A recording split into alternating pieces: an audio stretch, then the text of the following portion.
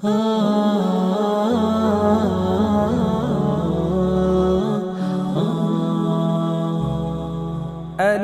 لام ميم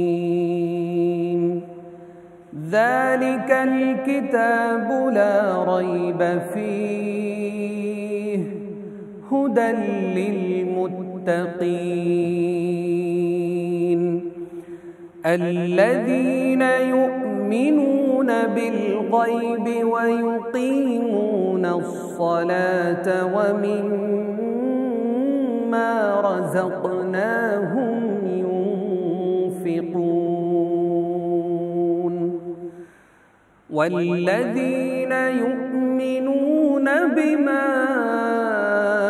أنزل إليك وما أنزل من قبلك وبالآخرة هم يوقنون. السلام عليكم ورحمة الله وبركاته. الحمد لله كفى والسلام على عباده الذين اصطفى أما بعد فأعوذ بالله من الشيطان الرجيم بسم الله الرحمن الرحيم أشهد أن لا إله إلا الله وحده لا شريك له ولا مكاظم له ولا مباحث له ولا مثل له ولا مثال له وأشهد أن سيدنا مولانا محمدا عبده ورسوله الذي هدانا ودعوانا وعلمنا إلى قرآن الحكيم. সম্মানিত উপস্থিতি, আল্লাহ জাল্লা শানুহু আম্মা নওয়ালুহু আমাদেরকে মানুষ সৃষ্টির সূচনা লগ্নের কথাগুলি সূরাতুল বাকারার 4 নম্বর শুরু থেকে আরম্ভ করেছেন। এ বিষয়ে আমরা এর আগেও সামান্য আলোকপাত করেছি, কিছু তর্জমা বলেছি, কিছু ব্যাখ্যা করেছি, আর এর যে সমস্ত সারাংশগুলি রয়েছে এগুলো নিয়ে আমরা একটু আলোচনা করব। আমরা দেখতে পাচ্ছি যে তিনি ওয়াইদ ক্বালা রাব্বুকা লিল মালাইকাতি ইন্নী জাইলুন ফিল আরদি খলিফা, তিনি বললেন যে আমি যখন ফেরেশতাদের জমায়েতে বললাম যে আমি দুনিয়াতে আমার প্রতিনিধি পাঠাতে চাচ্ছি, ভূপৃষ্ঠে আমি আমার প্রতিনিধি পাঠাতে চাচ্ছি, তোমরা তোমাদের মতামত ব্যক্ত করো। তবে সবাই অমত করল, বিরোধিতা নয় কিন্তু অমত করল, এবং আল্লাহ সুবহানাহু ওয়া তাআলাকে এক ধরনের সিদ্ধান্তহীনতায় ফেলতে চেয়েছিল। যদিও রব্বুল আলামিন একটি আয়াত, একটি শব্দ দিয়ে এমন একটি কথা বললেন যার মধ্য দিয়ে ফেরেশতাদের জন্য একটি সাবধানতা, একটি ধমক, আল্লাহর মানুষের প্রতি যে মোহাব্বত, মানুষের গভীরে আল্লাহর যে স্বপ্ন, মানুষের ইবাদত নিয়ে আল্লাহর যে এনজয়, এই সকল বিষয়গুলি একটি মাত্র শব্দে তিনি তুলে ধরলেন, আর তা হচ্ছে ইন্নী আ'লামু মা লা তা'লামুন, যে আমি তোমাদের কাছে চেয়েছিলাম যে তোমরা তোমাদের মতামত ব্যক্ত করো, তোমরা তো অনেকটা সিদ্ধান্ত জানাচ্ছ, কিন্তু আল্লাহ সুবহানাহু ওয়া তাআলা বলেন আমি এর গভীরে যা জানি তোমরা তা জানো না।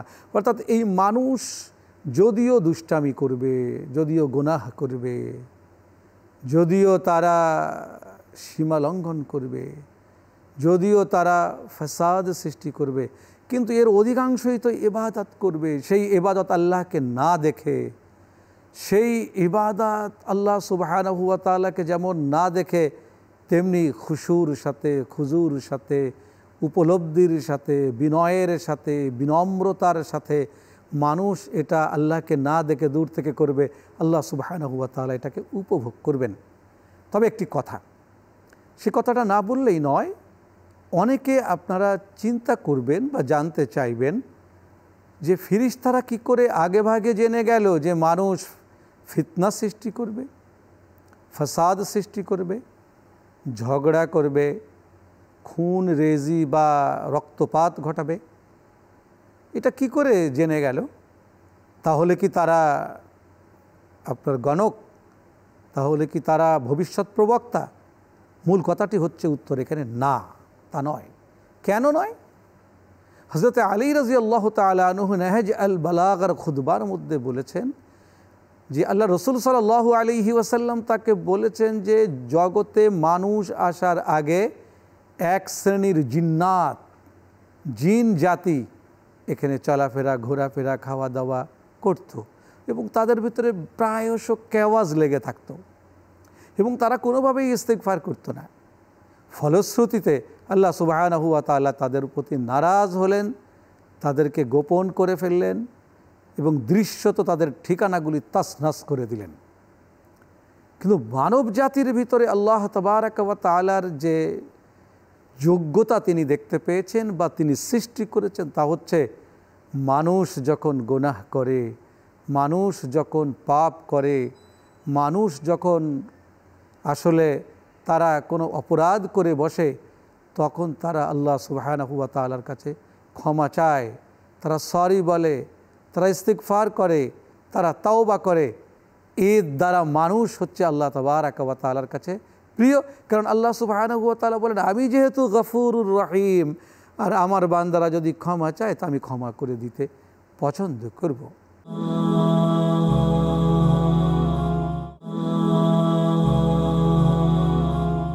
ঘটনা চলছে গিয়ে আল্লাহ সুবহানাহু ওয়া তাআলা আদম আলাইহিস সালাতু ওয়াস সালামের অবয়ব বানালেন।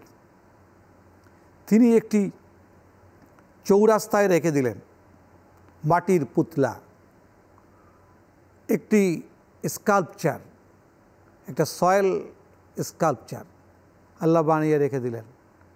ফিরিস্তারা তার চারদিক থেকে যাওয়া আসা করে, জিন্নাতরা চারদিক থেকে যাওয়া আসা করে আর বলে, এই কি সেই আল্লাহর প্রতিনিধি? এই কি সেই তারা যাদেরকে আল্লাহ খুব পছন্দ করেছেন?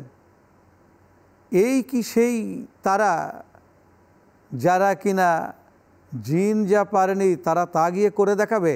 আরে জিন তো আগুনের সৃষ্টি, তাদের গতি ঊর্ধ্ব দিকে, মানুষ তো মাটির সৃষ্টি, তাদের গতি নিম্ন দিকে।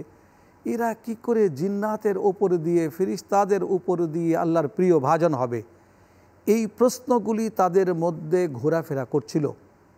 আর তারা মাঝে মধ্যে একটু তামাশা, একটু অন্য ধরনের বডি ল্যাঙ্গুয়েজ প্রদর্শন করছিল। এই কি আল্লাহর সেই সৃষ্টির সেরা? তো সম্মানিত হাজিরিন, আল্লাহ তাবারাক ওয়া তাআলা আদম আলাইহিস সালাতু ওয়াস সালামের ভেতরে রূহ প্রতিস্থাপন করলেন। কিভাবে? ইরশাদ হচ্ছে, ওয়ানাফাখতু ফীহি মির রূহি ফাকউ লাহু সাজিদিন। আমি যখন আমার নিজের আত্মা থেকে আদম আলাইহিস সালাতু ওয়াস সালামের আত্মায় ফুঁক দিলাম, হ্যাঁ, ওয়ানাফাখতু ফীহি মির রূহি, বলে আল্লাহ বলছেন, দেখেন এটা খুবই গুরুত্বপূর্ণ কথা। আল্লাহ বলছেন, আমি আমার নিজের রূহ থেকে আমি আদম আলাইহিস সালাতু ওয়াস সালামের আত্মায় একটা ফুঁক দিলাম। আর যখন এই ফুৎকারটা দিলাম, তো আদম আলাইহিস সালাতু ওয়াস সালাম প্রাণবন্ত হলো, জীবন্ত হলো, প্রাণময় হলো। তার ফুসফুস কাজ করতে শুরু করলো, হার্ট কাজ করতে শুরু করলো, চিন্তা কাজ করতে শুরু করলো, চোখের পর্দা নড়ে উঠল, ঠোঁটগুলি নেড়ে উঠল। আল্লাহ সুবহানাহু ওয়া তাআলা একটু ঝুঁকে গেলেন যে আদমের ভেতরে প্রাণ সঞ্চার করা হয়েছে, দেখি সে কি বলে। আদম আলাইহিস সালাতু ওয়াস সালামের জবানে মোবারক দিয়ে প্রথম যে শব্দটা বেরোয়েছিল, এটা হোল ম্যানকাইন্ডস, পুরো মানব জাতির প্রথম শব্দ। তাহলে আমরা যদি প্রশ্ন করি একজন মানুষকে যে মানব জাতির প্রথম শব্দ কি, প্রথম ভোকাবুলারি কি, প্রথম ওয়ার্ডটা কি, তাহলে উত্তর কি হবে? তিনি কি গোংড়েছিলেন? তিনি কি কেঁদেছিলেন? তিনি কি কেঁপেছিলেন? তিনি কি আবল তাবল বলেছিলেন? কি করেছিলেন আসলে তিনি? তো যখন সবাই ঝুঁকে গেল, আদম নড়ে উঠেছে, ঠোঁটগুলো কেঁপে উঠেছে, হ্যাঁ, চোখের পাতাগুলো ওঠানামা করছে, পলক পড়ছে, পলক উঠছে, এরকম অবস্থায় আদম আলাইহিস সালাম কি বললেন? আল্লাহ সুবহানাহু ওয়া তাআলা তার তাওয়াজ্জুহ মুবারককে আদম আলাইহিস সালামের প্রতি রেখে দিলেন যে আমার আদম, আমার শখের আদম, আমার মোহাব্বতের আদম, আমার সৃষ্টির সেরা আদম, আমার প্রিয় আদম, আমার ভালোবাসার আদম, যাদেরকে ফেরেশতাদেরকে পরাস্ত করে তাদের অমতে আমি সৃষ্টি করলাম, দেখি সে কি বলে। যখন আদম আলাইহিসসালামের ঠোঁট নড়ে উঠল, যখন তার ফুসফুস কাজ করা শুরু করলো, যখন তার হার্টের মধ্যে স্পন্দন শুরু হলো, যখন তার চোখের পর্দাগুলো নড়ে উঠল, তখন আল্লাহ শুনলেন যে আদম আলাইহিসসালাতু ওয়াসসালাম বললেন, আলহামদুলিল্লাহ, সমস্ত প্রশংসা আমার আল্লাহর। আল্লাহ সুবহানাহু ওয়া তাআলা খুশি হয়ে গেলেন।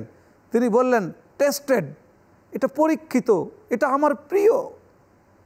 তার প্রথম শব্দ, সক্রিয় শব্দ, স্বেচ্ছায় প্রণোদিত শব্দ, না শেখানো শব্দ, স্বশিক্ষিত শব্দটি হচ্ছে আলহামদুলিল্লাহ, সমস্ত প্রশংসা আল্লাহর। প্রশংসা যখন আল্লাহর করলেন, না শিখিয়ে দেওয়া সত্ত্বেও, আল্লাহ সুবহানাহু ওয়া তাআলা সবার দিকে তাকিয়ে বললেন, কি হলো? আমার আদম আমাকে না শেখানো সত্ত্বেও প্রশংসা করলো।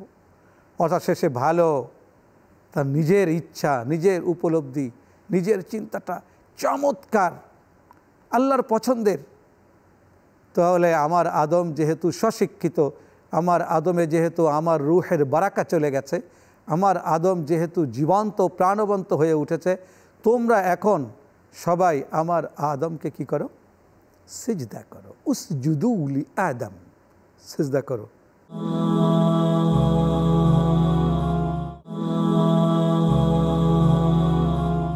আল্লাহ যখন বললেন, وَإِذْ قُلْنَا لِلْمَلَائِكَةِ اسْجُدُوا لِآدَمَ فَسَجَدُوا إِلَّا إِبْلِيسَ أَبَى وَاسْتَكْبَرَ وَكَانَ مِنَ الْكَافِرِينَ। আল্লাহ তখন বললেন, ঠিক আছে, ও যেহেতু নিজের থেকে আমাকে থ্যাঙ্কস দিয়েছে, কৃতজ্ঞতা প্রকাশ করেছে, প্রশংসা করেছে, তোমরা একে সিজদা করো। সম্মানের সিজদা, খুলুকিয়াতের বা উলুহিয়াতের বা রবুবিয়াতের নয়, তোমরা সম্মানের সিজদা করো।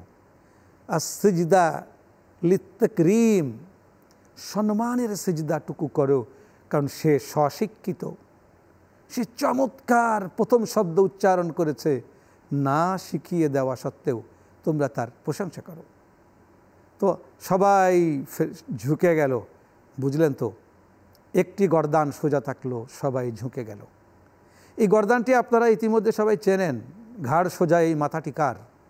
এটা হচ্ছে ইল্লা ইবলিস, ইবলিস ব্যতীত সবাই সিজদায় চলে গেল।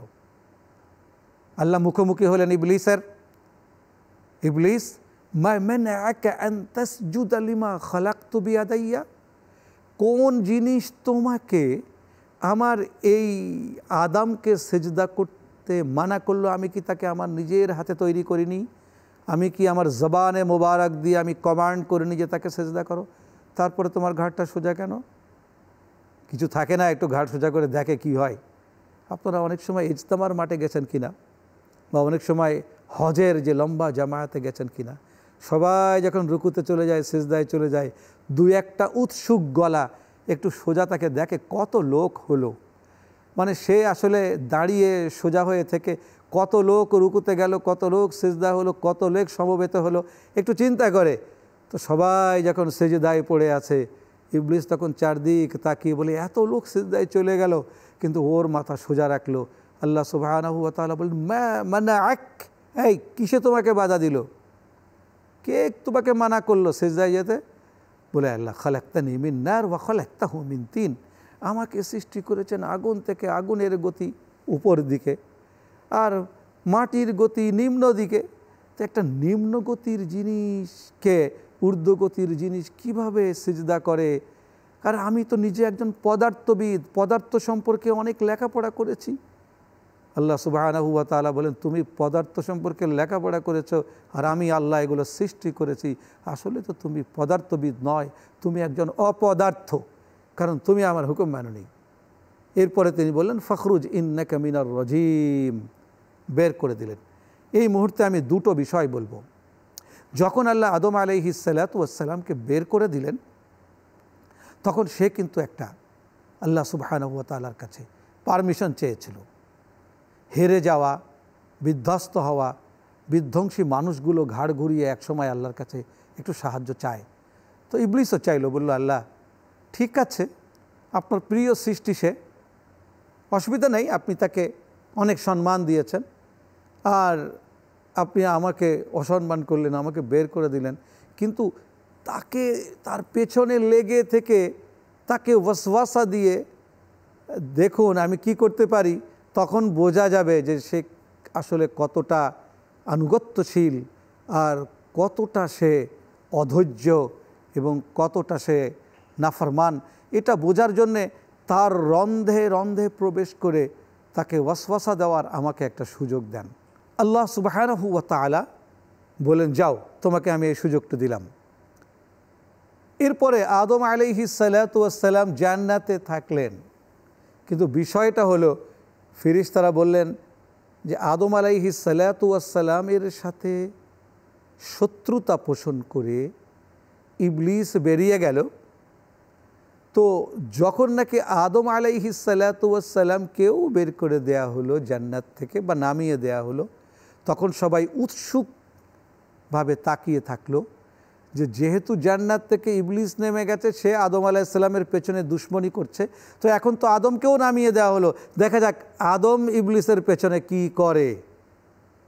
কিন্তু এখানেই হচ্ছে বিষয় যে আদম আলাইহিস সালাতু ওয়াস সালাম ইবলিসের দোষারোপ না করে তার পেছনে লেগে তিনি বললেন, রব্বানা যালামনা আনফুসানা ওয়া ইল্লাম তাগফির লানা ওয়া তারহামনা লানাকুনান্না মিনাল খাসিরিন।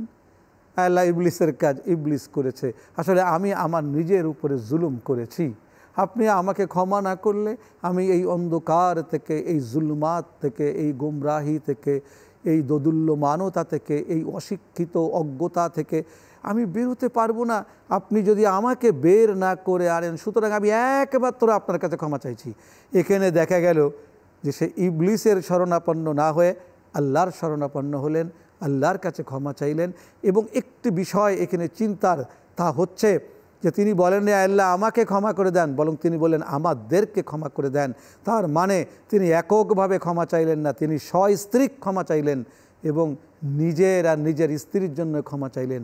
তিনি বললেন না দোষটা আমার স্ত্রীর ছিল, আয় আল্লাহ আমি তো নির্দোষ, তর্কে গেলেন না, বিতর্ক করলেন না, বরং বললেন যে আয় আল্লাহ আমরাই দোষ করেছি, স্বামী স্ত্রী দোষ করেছি, আমাদেরকে ক্ষমা করে দেন। তার মানে আদম আলাইহিস সালাম বিপদে পড়ে স্ত্রীকে আলাদা করে দেখলেন না, প্রিয়তমা স্ত্রী, তার জন্যেও তিনি ক্ষমা চাইলেন, নিজের জন্যও ক্ষমা চাইলেন, ক্ষমা চাইলেন আল্লাহর কাছে, ক্ষমা চাইলেন না শয়তানের কাছে। এইটা দেখে আল্লাহ খুশি হয়ে বললেন, একজনকে বের করে দিলাম, সে দুশ্মনী করার সুযোগ চাইল, আর আমার আদমকে আমি বের করে দিলাম, সে ক্ষমা চাইল। এই জন্য আদম অনন্য অনন্য অনন্য এবং আল্লাহর সৃষ্টির সেরা, আল্লাহর প্রিয়। আল্লাহ এ সম্পর্কে বলেছেন ওয়ালাকাদ কাররামনা বানি আদম। শুনতে থাকব, এগিয়ে যেতে থাকব এবং তর্জমা চলবে, ব্যাখ্যা চলবে। চ্যানেল 9-এর পর্দায় চোখ রাখুন, সওগাতে কুরআনকে শুনতে থাকুন, আল কুরআনুল করিমের অমীয় বাণী। ওয়া আখিরু দাওয়ানা আলহামদুলিল্লাহি রাব্বিল আলামিন। আসসালামু আলাইকুম ওয়া রাহমাতুল্লাহি ওয়া বারাকাতুহু।